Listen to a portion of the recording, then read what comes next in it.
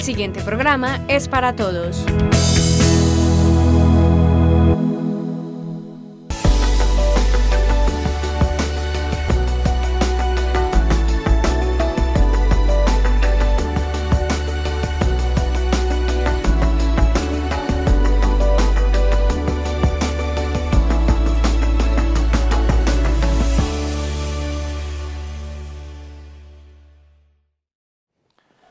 Televidentes de Tinteando con la Firma, buenas noches. Nuestro tinte de hoy no lo vamos a tomar con el doctor Carlos Enrique Restrepo Zapata, juez segundo promiscuo municipal de Andes, y con quien vamos a tocar el tema de la ley 1098 del Código de Infancia y Adolescencia, sobre todo con lo del menor infractor.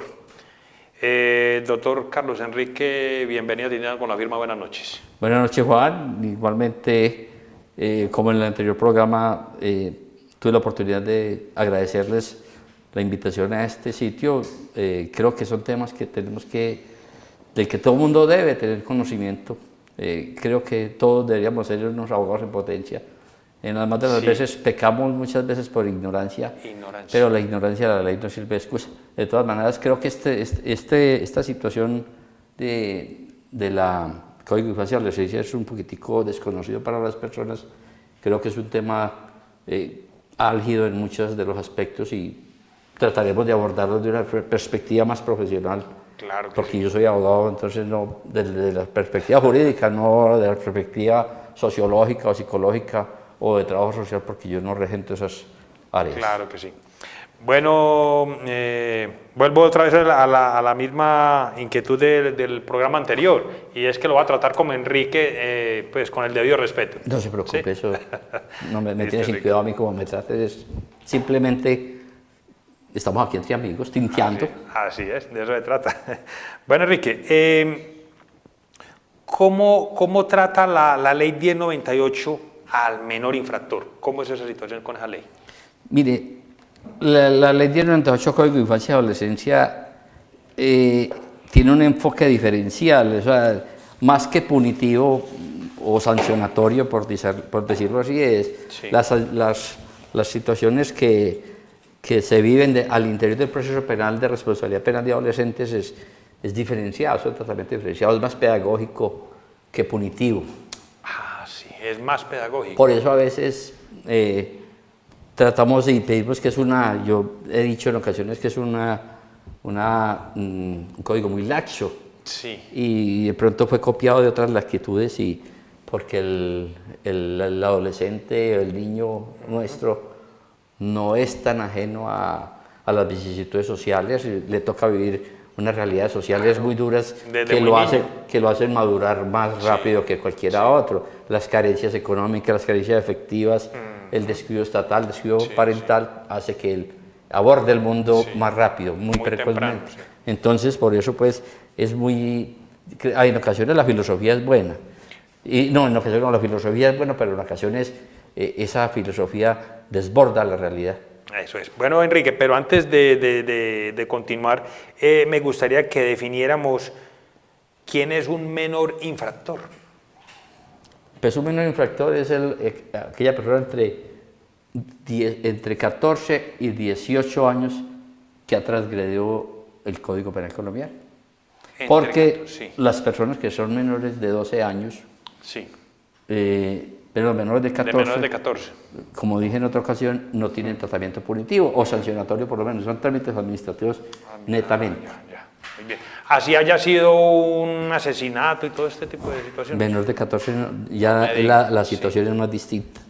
Tremendo. Bueno, ¿qué pasa con ese menor infractor cuando empieza a tener ese tipo de situaciones de delinquir, digámoslo así?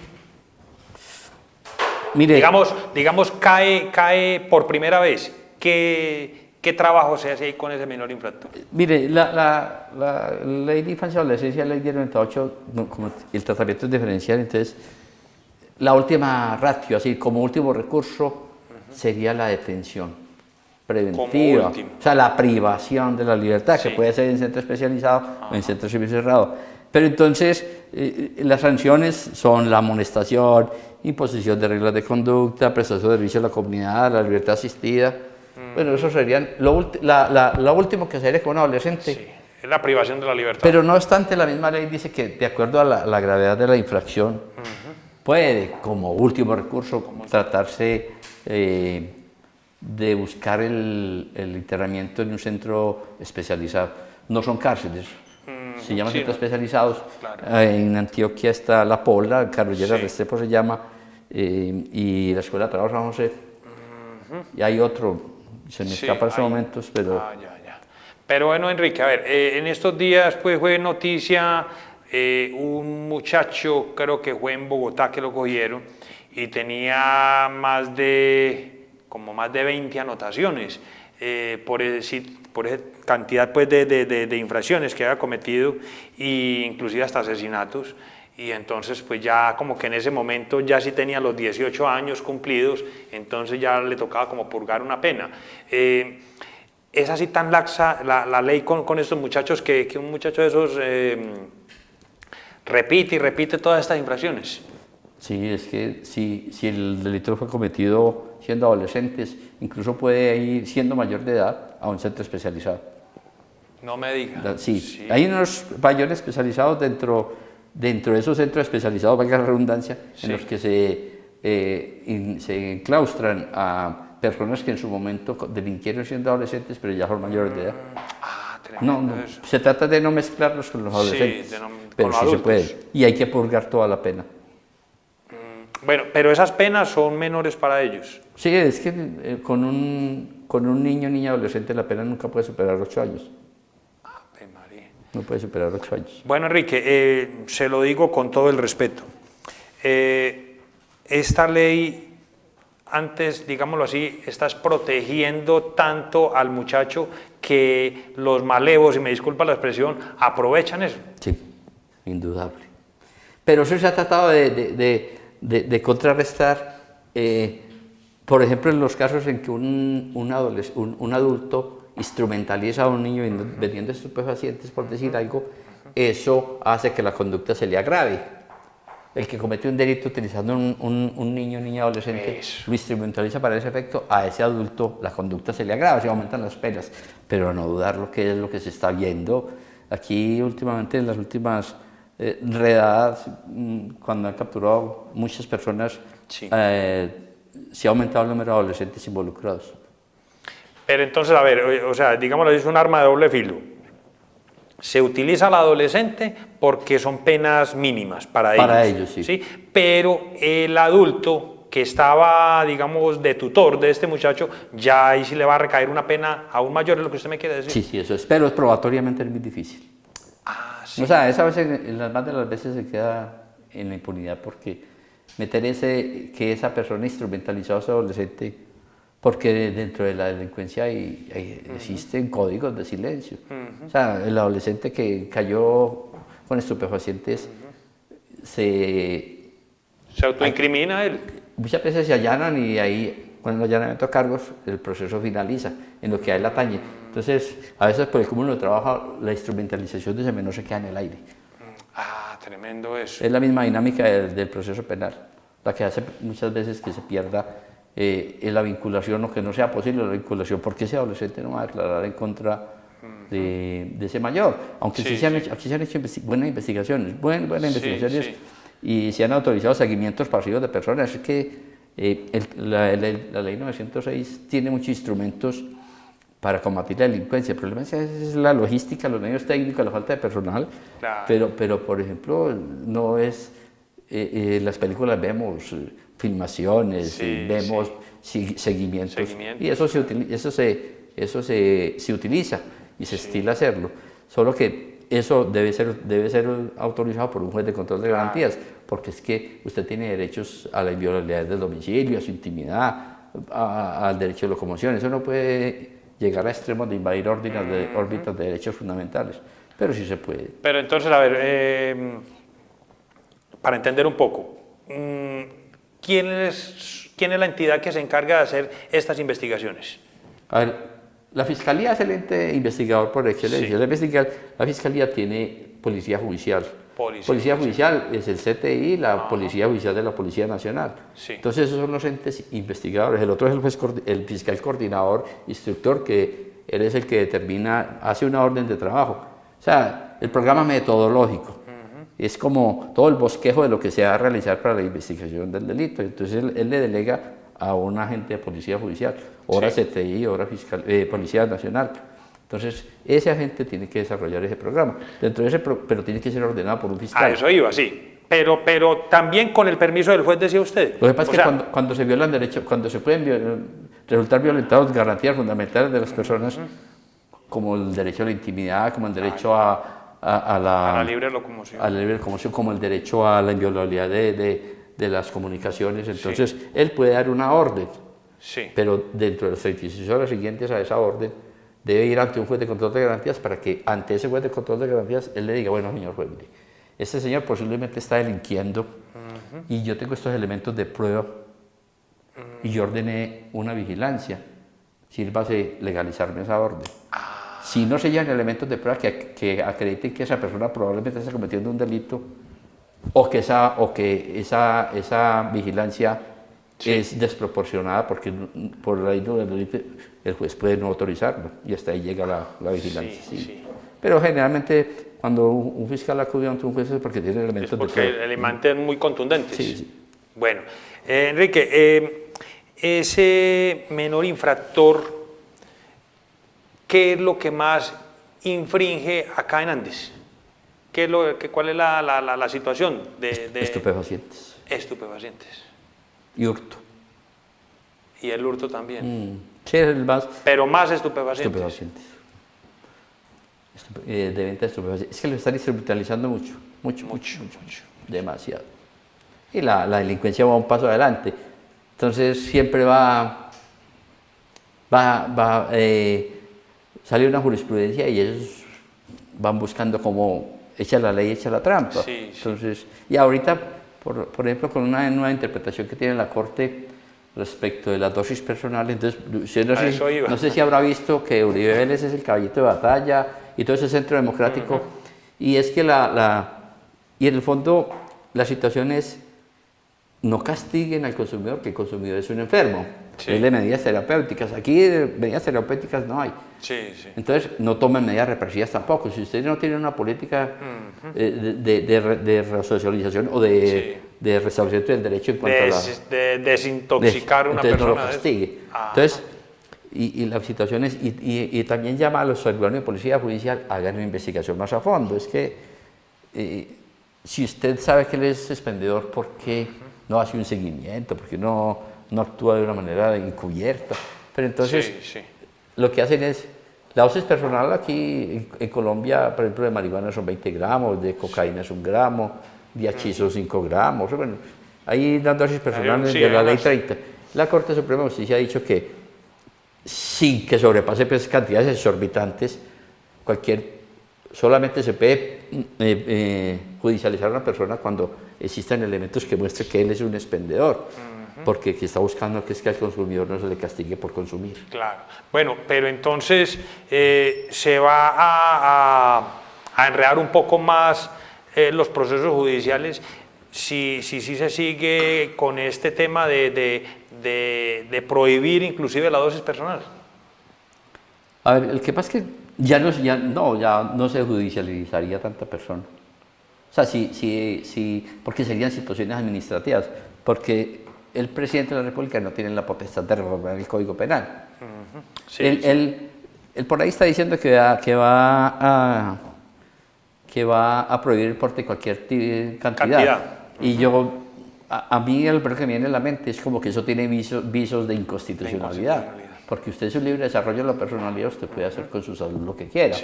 Entonces es como castigar. A veces es como un contrasentido. Aquí se castiga durísimo al expendedor y no se castiga al consumidor. Entonces parecería un contrasentido, pero sí tiene razón de ser. Bueno, usted que se está lucrando con el daño de los otros, pues usted sí merece un reproche mayor.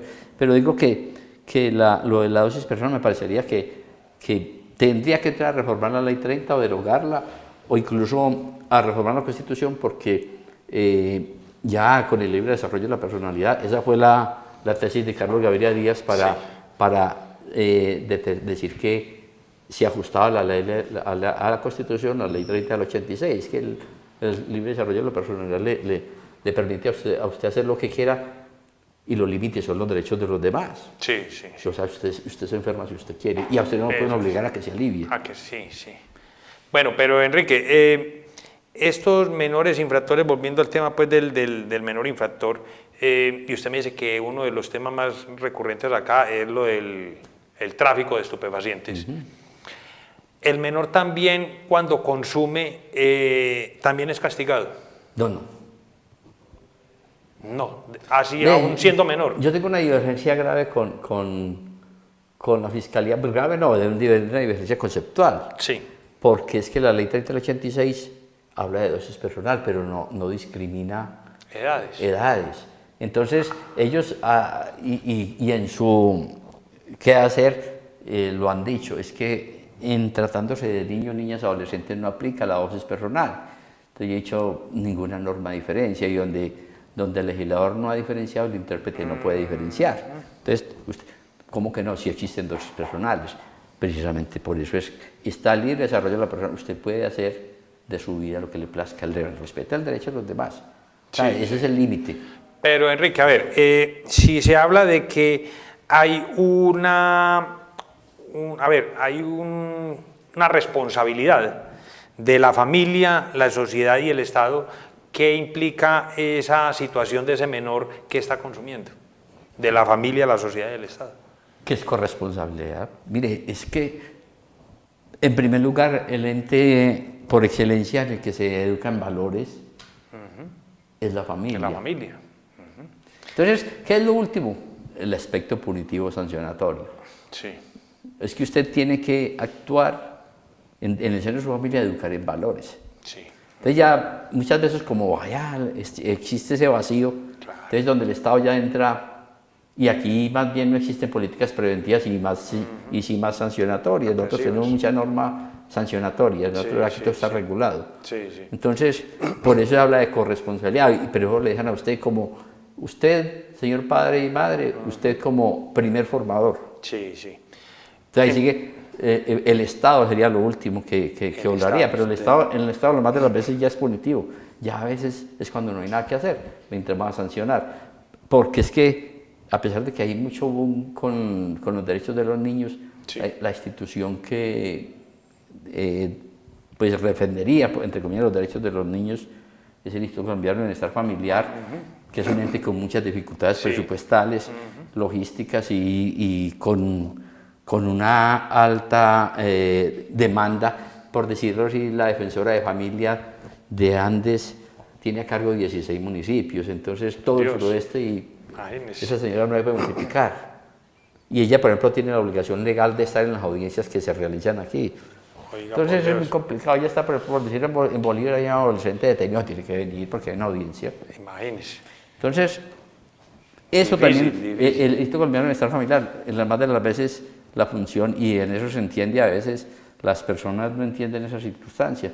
A veces atienden a destiempo o no atienden, es por la capacidad logística. Tratan de hacerlo y son personas que tienen el sentido de pertenencia y el altruismo suficiente para sacrificar sábados y domingos, pero a veces es muy difícil por las carencias logísticas y de presupuesto. De presupuesto, sí. Bueno, Enrique, pero entonces, ese menor infractor que es consumidor, ya me dice usted que entra en la familia, ¿cierto?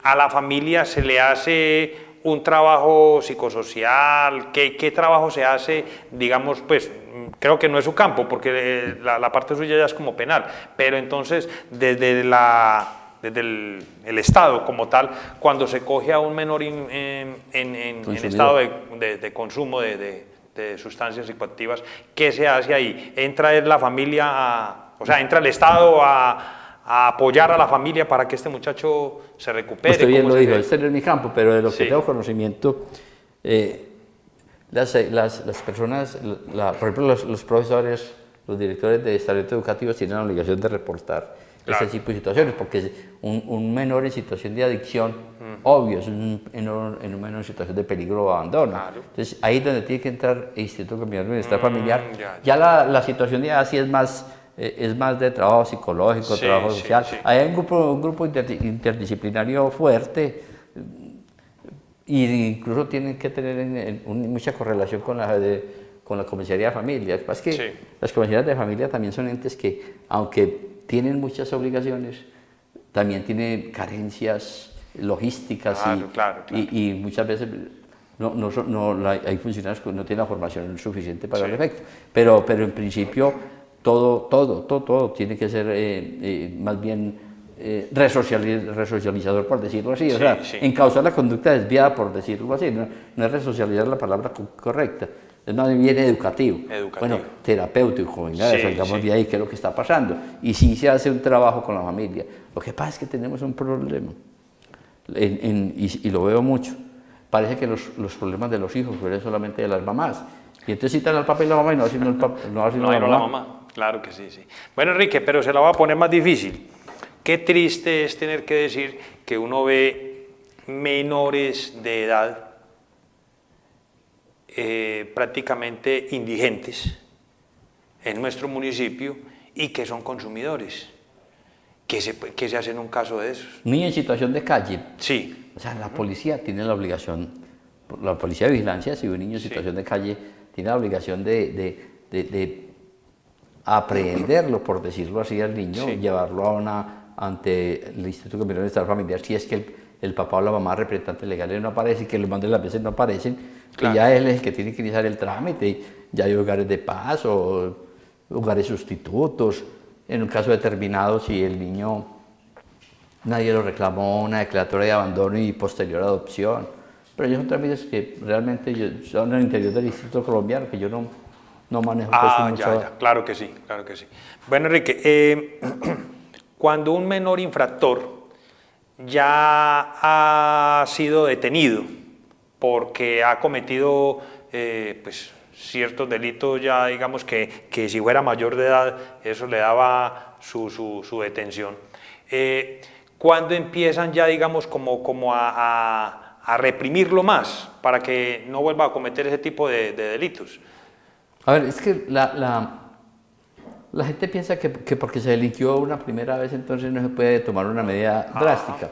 No, mire que la misma ley, la ley de infancia y adolescencia dice la gravedad del delito lo amerita y existen pruebas de la comisión del delito, usted puede tomar un internamiento preventivo. Sí. Pero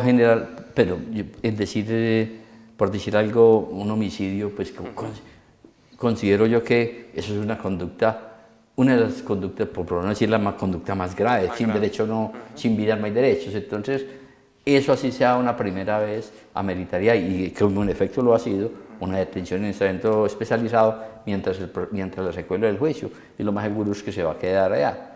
Solo que, como dije, las medidas son eminentemente diferenciales y, por ejemplo, por un homicidio que en un adulto puede ser de 33 años, en un adolescente hasta de 8 años nomás. Hasta de 8 Las penas años. son... Claro. Sí, usted lo había dicho ahora, claro. Bueno, Enrique, lastimosamente se han visto muchas muertes acá en nuestro municipio este año. Van más ya como de 20, 28 muertes. 28. Sí. Y involucrados muchos adolescentes. ¿Qué pasa con esta situación? El juzgado termina un proceso cuando ya muere un adolescente, si de pronto él ya estaba inmerso en una investigación. ¿Cómo queda esa situación? No, dentro de las causales de extinción de la acción penal y de extinción de la pena está la muerte del procesado, la muerte del indiciado. Entonces, al morir, pues, si murió el adolescente o murió el adulto que estaba siendo investigado, tiene la obligación del Estado de precluir o de extinguir, de archivar el proceso. No, hasta ahí llega. Las responsabilidades son eminentemente personales, entonces con la muerte termina la existencia de las personas y se extinguen los derechos y obligaciones que tenían. Bueno, ¿y ha pasado ese tipo de situaciones acá en Andes? Con muerte de adolescentes, sí. Tremendo. Sí, asesinan a adolescentes y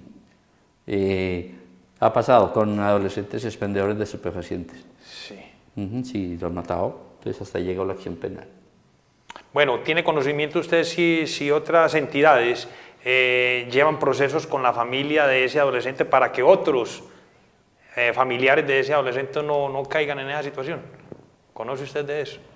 Lo que pasa es que ellas son dinámicas administrativas. ¿Sí? Claro. Yo creo que eso habría que hacer es dentro de la autoridad administrativas, junto con bienestar familiar, Sí.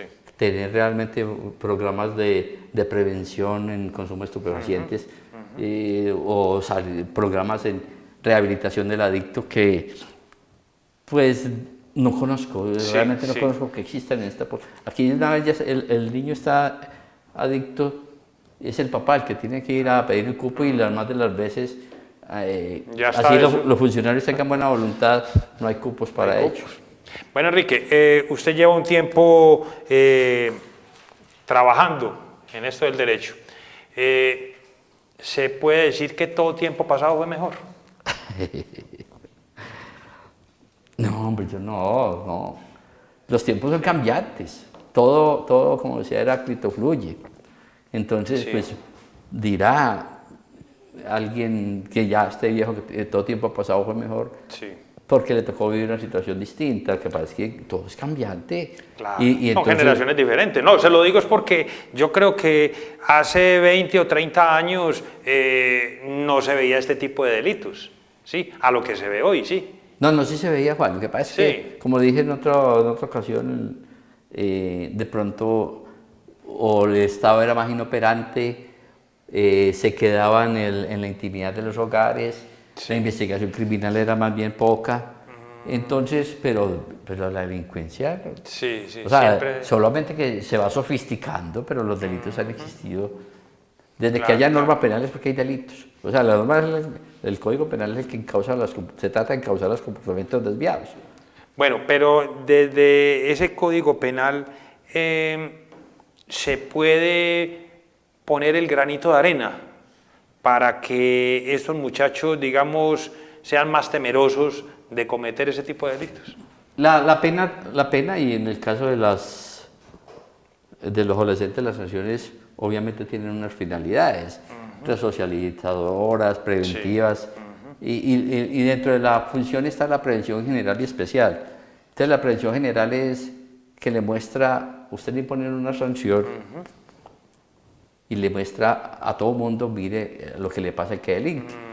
Y la prevención general es para ese que está, la especial, el que recibió la sanción es para que no vuelva a delinquir. Claro. Solo que en el caso de los adolescentes, como son tan laxas, yo siempre he pensado que esas funciones de la pena o de la sanción Sí. no son tienen tanta efectividad, porque Sí. yo a veces Por pienso laxas. que somos muy laxos. Y vuelvo, digo, copiamos sistemas de Claro. sociedades más avanzadas y con capacidad económica suficientes para poder prevenir muchas cosas. Entonces, esas normas a veces se quedan en el papel. Pero Enrique, usted lo mismo lo dice, esas leyes son muy laxas, ¿sí? ¿Qué se puede hacer para volverlas un poco más duras? Hay que reformar la Constitución, ¿qué hay que hacer? No, la Constitución no, aquí hay que reformar la ley de infancia y La adolescencia. ley de infancia y Y adolescencia, eso la han pedido- 1098. sobre eso se ha especulado mucho y Se se ha han hecho debatido proyectos. mucho. En otra hora y de pronto en la legislación norteamericana se puede judicializar a un menor de edad como a un adulto dependiendo a la circunstancia delictual, a Sí. su propia capacidad intelectual y desarrollo pues psicomotor y Sí, sí. O sea, Y- al individuo como tal. sí es la persona. Pero- Pero aquí no. A eso iba. O sea, usted como juez no puede imponer una pena de más de 8 años. No puede. Así sea el delito tan inmensamente grave que amerite una pena de 10, 12, 15 años, no puede, tiene que ser máximo 8. Sí, Es máximo eso. 8. Y es que, por ejemplo, digo, en Estados Unidos, por ejemplo, que es una legislación con los adolescentes es muy drástico. Precisamente es drástico porque trata de encauzar esa conducta desviada. Claro. Y se puede, en ciertos estados se judicializa a Al los menor. niños, a los menores como adultos. Es que nótese que, no sé si me equivoco y me disculpan si me equivoco, creo creo que la mayoría de Estados Unidos de 21 años. En otros 21, estados. sí, yo he escuchado eso de 21, sí. Entonces usted se imagina ya una persona de 21 años, ya tiene una formación. Claro. Entonces, eso sería un cambio pues estructural que habría que hacer. Claro. Sí, y eso lo ha buscado mucho. Lo que pasa es que se estaban buscando estándares internacionales, o sea, Sí. aplicar las reglas de Beijing que son normas para el enjuiciamiento de los adolescentes. Pero es algo internacional. Sí, eso es el derecho internacional humanitario. Esas normas están íncitas en la Constitución por el bloque de constitucionalidad. Entonces las normas de Beijing han tratado de humanizar porque en efecto se estaba cometiendo muchos desfases con los niños. Sí. Y por eso se trató de hacer un procedimiento evidentemente preventivo y con un carácter distinto al punitivo, pero a veces no se logra el cometido. Así es. Bueno, no se logra el cometido con adultos. Imagínese. Bueno, Enrique, ya para terminar, entonces, ese aumento de la pena, ponerlas más drásticas, ¿eso solo lo hace el Congreso o quién es el que hace Sí, esa? el Congreso. Es el Congreso. Eso es la potestad legislativa del Congreso. Nosotros no tenemos potestad para ello. Claro que sí. Nosotros en este instituto somos aplicadores de ley. Solo aplican, sí. Nosotros, por eso a veces pero es que ese muchachito hizo tal cosa y para la calle. Porque es que si uno va más allá de la norma uno puede cometer un prevaricato. Y la gente, el común de la gente trata de tirarles como el agua sucia a ustedes como jueces, ¿cierto? Porque es que nosotros nosotros tenemos muy introyectado que la única forma de castigar es la cárcel. Sí, claro. Y entonces hay otros métodos alternativos. Claro. El trabajo social, presentaciones periódicas ante las autoridades o similar. Solo que es que nosotros, y eso es una tradición que se llevará muchos años en cambiar, tenemos la cárcel occidental como el único medio para castigar a las personas. Sí, y no es así. La privación de la libertad y en ocasiones se logra se logra la resocialización que en principio se pretende, pero las cárceles colombianas no resocializan. Así es. Por ese hacinamiento tan tenaz. Y los centros de menores no son la excepción en el hacinamiento. Claro. Los ve uno como se vuelan sí. Es más, es que ellos no pueden siquiera ser custodiados por la fuerza pública. Sí. Tienen que tener unos vigilantes servidores especiales. Por Dios. Enrique, le agradezco que haya atendido nuestra invitación. Juan. Y lo quisiera invitar, pero como a tratar unos temas como no tan espinosos, ¿le parece? Cuando quiera, Juan Carlos, me pueden llamar y yo vengo. Esto es bueno que la gente conozca un poquito. Claro. Y vuelvo y repito, nosotros cada uno tenemos que tratar de ser como abogados porque nosotros infringimos la ley. Muy fácil. Y el que inocentemente peque, inocentemente se condena, no porque no conozca. La inocencia de la ley no le sirve de excusa a nadie. Así es. Bueno, Enrique, le agradezco que haya tenido esta invitación. Con gusto. Televidentes, buenas noches y hasta un próximo programa.